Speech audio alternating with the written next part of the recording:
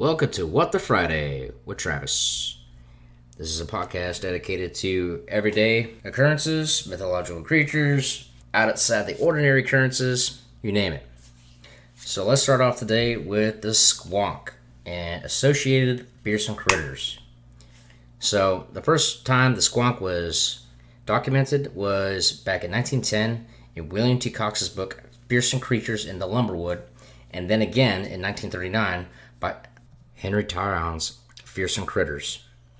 So the Squonk is the folklore of lumberjacks and forest workers, i.e. trappers, hunters, fishermen, in the hemlock forest of northern Pennsylvania.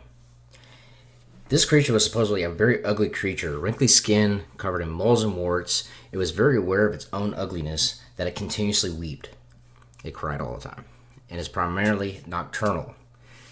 Many folk tried to trap it or capture it by following its own trail of tears, but it was rarely caught. When it was caught and the bag was opened, the creature would dissolve in its own tears. So, usually, in order to help out catching this creature, it was always the slowest during moonlit nights to avoid the reflection of itself in the water.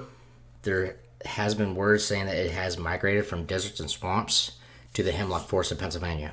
This creature was primarily used, as well as some other fearsome creatures, in tall tales around a campfire, periods of relaxation, boredom, and then pranking the new guy. Gotta get that new guy prank in, and then gullible city folk. So that is one example of a fearsome critter or fearsome creature that was written by William T. Cox. Other examples of this, we're going to go from the funniest to the most serious, would be the jackalope, the fur-bearing trout, the leprechaun, the upland trout, the silver cat, the Jersey devil, and the wendigo. Some of those creatures already seen. We've already heard some of them before, but it's very ugly sometimes, because these creatures, this is its own group of creatures.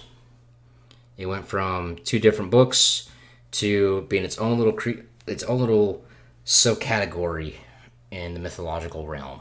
A lot of these were comical more than serious, but we all know how it was back in the old 1800s. Probably not, since most of us probably born in the 1900s, late 1900s. Other than that, something for you to think about.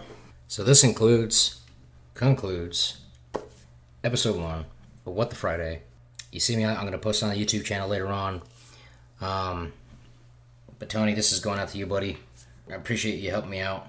But here is the end of episode 1.